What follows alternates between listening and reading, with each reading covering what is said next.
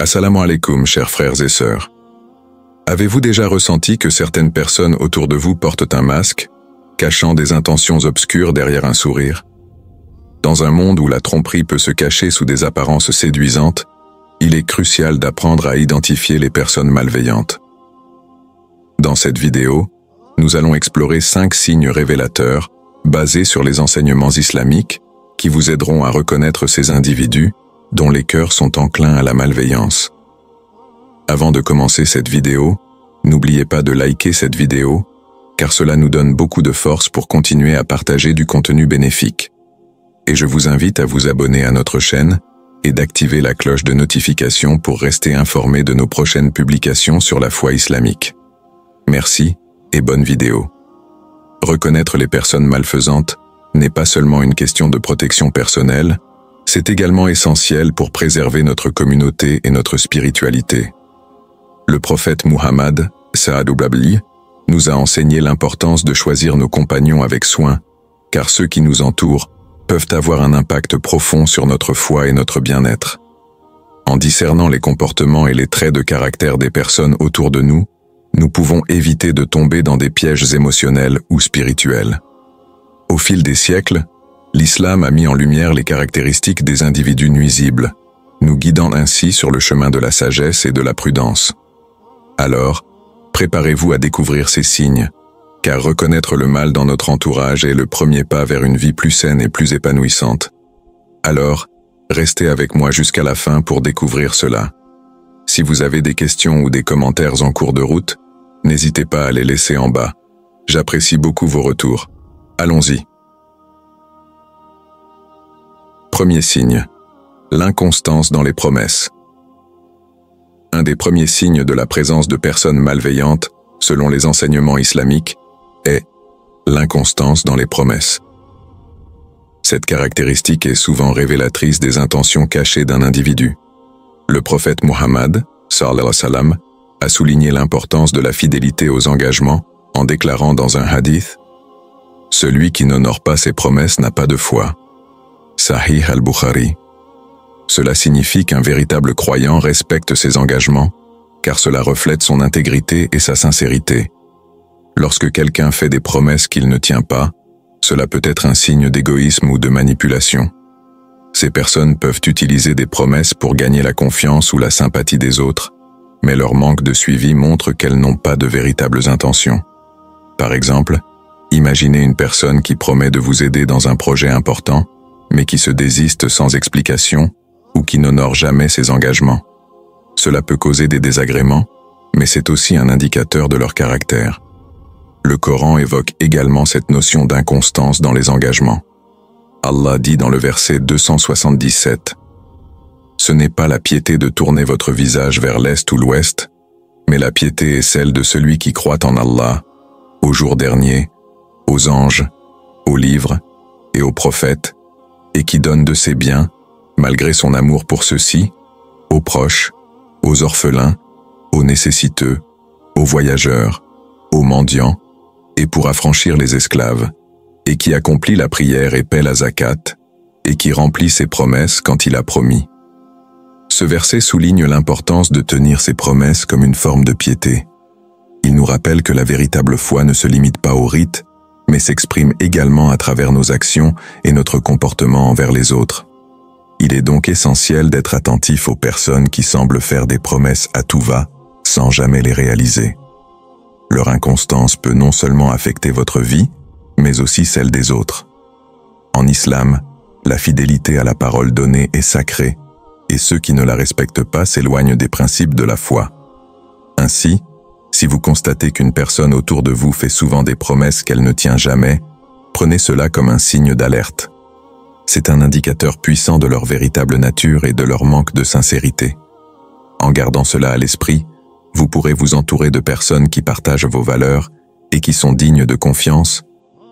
Lorsque nous observons une personne qui parle de manière négative des autres, que ce soit par des rumeurs, des moqueries ou des propos dévalorisants, cela peut être un signe de sa nature malveillante. Une telle personne cherche souvent à rabaisser les autres pour se sentir supérieure, à créer des divisions et à semer la discorde. Le prophète, Sa'ad Babli, a également dit « Celui qui ne cesse de calomnier un croyant est comme celui qui mange sa chair morte. » Sunan Ibn Majah. Cette image puissante illustre à quel point la médisance est condamnable dans l'islam et combien elle peut nuire aux relations humaines. Un exemple poignant de ce principe se trouve dans la vie de l'imam Ali, R.A., le cousin et gendre du prophète, S.A.O.W. On raconte qu'il a été victime de calomnies et de rumeurs orchestrées par des opposants politiques. Plutôt que de répondre par la violence ou la vengeance, il a choisi de répondre avec sagesse et patience, disant que les paroles malveillantes des autres ne peuvent pas ternir la vérité de ses actions. Cette attitude de dignité face à la malveillance souligne l'importance de garder son calme et de ne pas céder à la provocation. Un autre récit illustre ce signe. Un homme a entendu des rumeurs sur le prophète, C.O.W., et, en désaccord avec les calomnies, il s'est approché de lui pour clarifier les choses. Le prophète, avec sa sagesse habituelle, a répondu avec gentillesse, affirmant que les paroles malveillantes des autres ne devraient jamais entraver notre détermination à faire le bien. Cette réaction montre qu'une bonne communication et un comportement respectueux peuvent souvent neutraliser la malveillance. En conclusion, la malveillance dans le discours est un signe évident des personnes malveillantes. Soyez attentifs à ceux qui semblent prendre plaisir à critiquer ou rabaisser les autres. En identifiant ce comportement, vous vous protégerez des influences néfastes et pourrez vous entourer de personnes qui promeuvent l'amour, le respect et la compréhension, en accord avec les valeurs de l'islam. Troisième signe, l'absence de remords. Le troisième signe qui peut indiquer la présence de personnes malveillantes est l'absence de remords pour leurs actions. En islam, la conscience et le remords jouent un rôle crucial dans la moralité d'une personne. Un véritable croyant ressent une douleur intérieure lorsqu'il commet un acte répréhensible, qu'il s'agisse de nuire à autrui ou d'enfreindre les lois d'Allah. Le prophète Muhammad, sallallahu alayhi wa sallam, a dit « Le péché est ce qui se débat dans ton cœur et ce que tu n'aimes pas que les gens sachent. » Sahih Muslim. Cela souligne l'importance de l'introspection et de la responsabilité personnelle. Les personnes malveillantes, en revanche, peuvent commettre des actes nuisibles sans jamais éprouver de remords ni se soucier des conséquences de leurs actes. Elles peuvent manipuler, tromper ou blesser les autres sans se sentir coupables. Cette absence de remords est souvent liée à un manque d'empathie et d'humanité, ce qui les rend dangereuses pour ceux qui les entourent. Pour identifier ce comportement, voici quelques conseils pratiques. 1. Observez leur réaction après avoir blessé quelqu'un. Une personne malveillante aura tendance à minimiser ou à ignorer la douleur qu'elle a causée. Si elle justifie ses actions ou accuse la victime, c'est un signe clair d'absence de remords. À l'inverse, une personne empathique s'excusera et cherchera à réparer le tort. 2. Analysez leur comportement dans des situations difficiles. Lorsque confrontées aux conséquences de leurs actes, les personnes malveillantes peuvent se montrer défensives ou agressives, refusant d'admettre leurs erreurs. En revanche, celles qui ont une conscience morale seront prêtes à reconnaître leurs fautes et à en discuter ouvertement. 3. Écoutez leurs discours. Les individus malveillants parlent souvent de leurs actions avec fierté, comme s'il s'agissait de conquêtes ou d'accomplissements. Ils peuvent se vanter de manipulations réussies ou de la manière dont ils ont profité des autres. Ce manque de honte est un indicateur fort de leur caractère. 4. Prêtez attention à la façon dont ils traitent les autres. Les personnes malveillantes ne montrent généralement pas de respect pour les sentiments des autres. Si elles se moquent de ceux qui sont en difficulté ou expriment du mépris envers les faibles, cela indique une absence d'empathie et de remords. 5. Examinez leur capacité à se remettre en question. Les personnes qui n'éprouvent pas de remords auront souvent du mal à accepter des critiques constructives.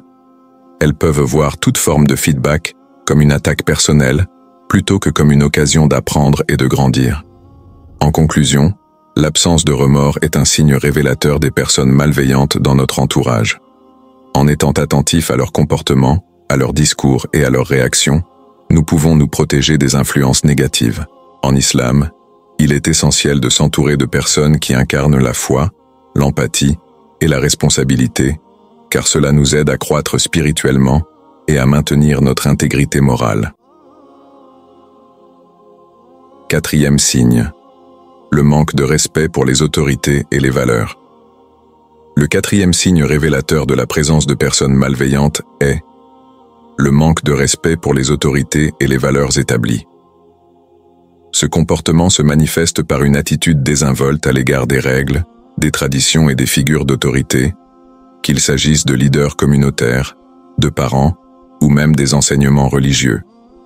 Dans l'islam, le respect pour les autorités et pour les valeurs morales est fondamental, car cela reflète une compréhension et une acceptation des principes qui régissent notre communauté. Le prophète Muhammad, sallallahu alayhi wa sallam, a souligné l'importance du respect des autorités en disant « Celui qui ne respecte pas nos leaders ne fait pas partie de nous. » Sunan Abu Daoud. Ce hadith met en lumière le fait que le respect pour les dirigeants et pour les lois de la société est essentiel à la cohésion et à l'harmonie d'une communauté. Les personnes malveillantes, quant à elles, manifestent souvent un mépris pour ces principes, remettant en question l'autorité et semant la discorde. Historiquement, nous pouvons observer ce comportement à travers divers événements dans l'histoire islamique. Par exemple, au temps des compagnons du prophète, des figures telles qu'Abou Bakr, Héra, et Omar, Héra, ont dû faire face à des opposants qui remettaient en question leur autorité. Ces personnes semèrent le trouble en refusant de reconnaître la légitimité des décisions prises par ces leaders. Leurs actions ont souvent conduit à des conflits et à une division au sein de la communauté musulmane. Un autre exemple illustratif est celui de l'imam Hussein, Héra, le petit-fils du prophète Muhammad, sallallahu alayhi wa sallam. Lorsqu'il s'est opposé à l'injustice et à la tyrannie de Yazid, il a choisi de défendre les valeurs de justice et de vérité, même au péril de sa vie. Son sacrifice à Karbala est un puissant symbole de résistance contre l'oppression et montre l'importance du respect des valeurs morales et éthiques, même face à des autorités injustes. Les personnes malveillantes, en revanche, cherchent souvent à discréditer les figures d'autorité pour servir leurs propres intérêts. Elles remettent en question les valeurs établies pour créer le doute et la confusion dans la communauté. Cela peut se manifester par des comportements tels que le dénigrement des leaders religieux, le rejet des enseignements islamiques, ou même la manipulation des lois pour servir leurs propres besoins. Pour identifier ce comportement, voici quelques indices pratiques. 1. Écoutez leurs critiques. Les personnes malveillantes peuvent critiquer constamment les figures d'autorité sans fournir de solutions constructives. Leur discours est souvent négatif et ne vise qu'à créer de la discorde. 2. Observez leur comportement envers les traditions. Si quelqu'un montre un mépris constant pour les traditions islamiques ou pour les valeurs communautaires, cela peut indiquer une intention malveillante. 3. Analysez leurs réactions aux règles. Les individus qui cherchent à contourner ou à ignorer les règles établies peuvent être motivés par des intentions égoïstes. Cela pourrait inclure des comportements comme le mensonge ou la tromperie pour éviter les conséquences de leurs actions. En somme, le manque de respect pour les autorités et les valeurs est un signe fort de malveillance. En étant vigilants et en reconnaissant ce comportement, nous pouvons protéger notre communauté et nous-mêmes des influences négatives. En cultivant le respect et l'empathie, nous contribuons à construire une société plus unie et harmonieuse, en accord avec les principes islamiques. 5e signe, l'égoïsme et l'indifférence aux besoins des autres. Le 5e signe révélateur de la présence de personnes malveillantes est l'égoïsme et l'indifférence aux besoins des autres.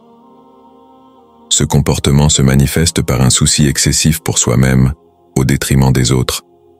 Les personnes malveillantes montrent souvent peu ou pas d'empathie pour les difficultés que les autres traversent, préférant se concentrer uniquement sur leurs propres intérêts. Dans l'islam, la compassion et l'altruisme sont des valeurs fondamentales, et le prophète Muhammad, sallallahu alayhi wa sallam, a toujours encouragé ses compagnons à se soucier des autres et à aider ceux qui en ont besoin. Un hadith célèbre illustre cette valeur. Celui qui ne se soucie pas des affaires des musulmans n'est pas des nôtres. Sunan Abu Daoud. Ce passage souligne que le véritable croyant ressent une responsabilité envers sa communauté et s'efforce de répondre aux besoins de ceux qui l'entourent.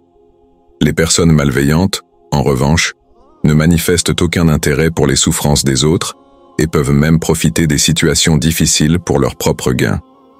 L'histoire de l'imam Ali, R.A., et de son épouse Fatima, R.A., illustre parfaitement cette distinction entre l'altruisme et l'égoïsme. Un jour, alors qu'ils se débattaient avec des difficultés financières, une femme a frappé à leur porte, demandant de l'aide. Plutôt que de se concentrer sur leurs propres besoins, Ali et Fatima ont décidé de lui donner une partie de ce qu'ils avaient, montrant ainsi leur dévouement et leur compassion envers les autres. Cet acte de générosité, même dans des moments de difficultés personnelles, est un exemple frappant de l'esprit altruiste encouragé par l'islam. De plus, le prophète, S.A.W., lui-même, était connu pour sa générosité et sa sollicitude envers les plus démunis. Il partageait ce qu'il avait avec ceux qui en avaient besoin, souvent au détriment de son propre confort. L'un des récits les plus touchants est celui où le prophète a rencontré un mendiant, et malgré sa propre situation modeste, il lui a offert ce qu'il avait. Cela montre que même dans la pauvreté, l'empathie et la solidarité envers les autres étaient primordiales pour lui. Pour identifier l'égoïsme et l'indifférence chez les autres, voici quelques conseils pratiques. 1. Observez leur réaction face à la souffrance des autres. Les personnes égoïstes peuvent minimiser ou ignorer les difficultés des autres, se concentrant plutôt sur leurs propres préoccupations. Si quelqu'un ne montre aucune compassion lors d'une situation difficile, cela peut être un indicateur de son caractère. 2. Analysez leur volonté d'aider. Les individus malveillants sont souvent réticents à s'engager ou à aider les autres, même lorsque cela est nécessaire. Ils peuvent justifier leur comportement en se disant qu'ils ont leurs propres problèmes à gérer. 3. Évaluez leur comportement dans les relations. Si quelqu'un ne fait que prendre sans jamais donner, que ce soit émotionnellement ou matériellement, cela montre une absence de réciprocité et d'empathie, des traits caractéristiques de la malveillance. 4. Prenez note de leurs priorités. Les personnes qui placent constamment leurs propres désirs et besoins au-dessus de ceux des autres manquent souvent de l'esprit communautaire essentiel dans l'islam. En somme, l'égoïsme et l'indifférence aux besoins des autres sont des signes forts de malveillance. En restant attentifs à ces comportements, nous pouvons nous protéger des influences négatives et favoriser une atmosphère de solidarité et de compassion, en accord avec les principes islamiques. L'empathie et la générosité sont des valeurs qui enrichissent nos vies et renforcent notre communauté, nous guidant sur le chemin d'une véritable foi et d'une vie épanouissante. Alors que nous concluons notre exploration des signes révélateurs de personnes malveillantes, il est essentiel de réfléchir à l'impact profond que ces relations peuvent avoir sur notre vie spirituelle et émotionnelle. Dans un monde où les interactions humaines sont nombreuses et variées, il devient crucial de développer une conscience aiguë des comportements qui nous entourent. Les signes que nous avons examinés ne sont pas que de simples indicateurs. Ils représentent des opportunités d'apprentissage et de croissance personnelle. Chaque relation est un miroir qui reflète nos valeurs et nos croyances, et en reconnaissant les traits des personnes malveillantes, nous pouvons également mieux apprécier les qualités des individus bienveillants qui enrichissent notre vie.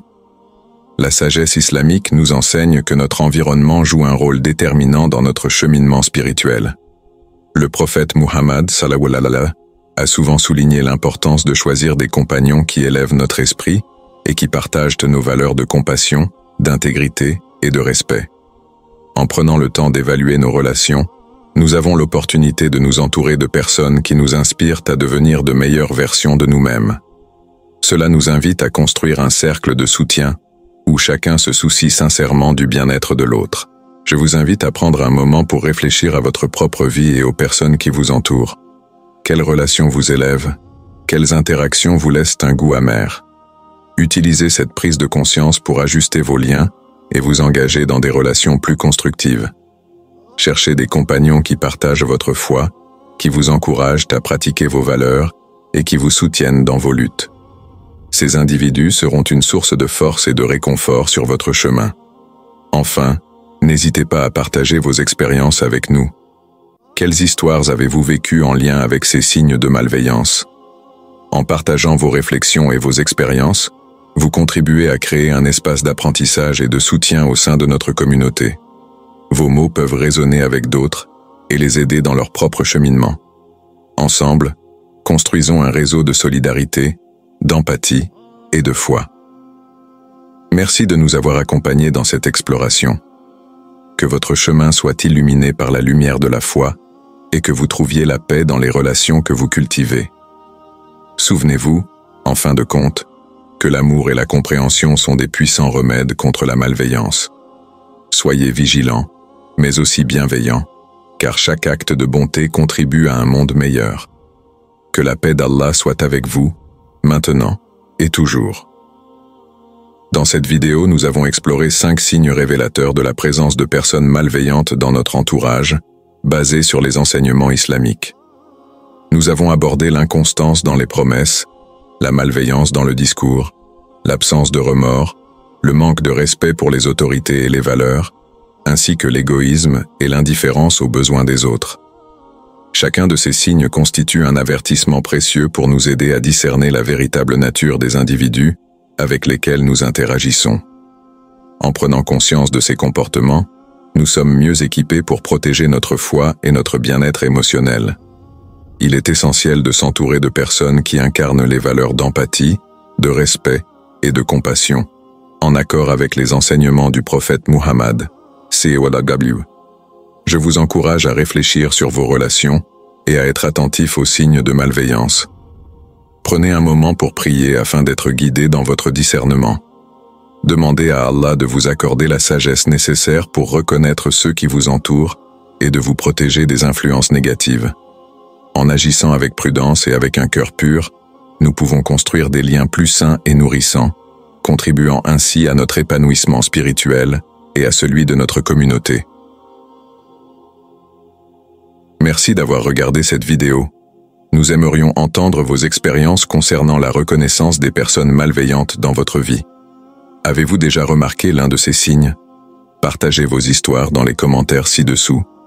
Si vous avez trouvé ce contenu utile et que vous souhaitez en voir plus sur des sujets similaires, n'oubliez pas de vous abonner à notre chaîne et d'activer les notifications pour rester informé de nos dernières vidéos. Ensemble, cultivons une communauté fondée sur la foi et le respect.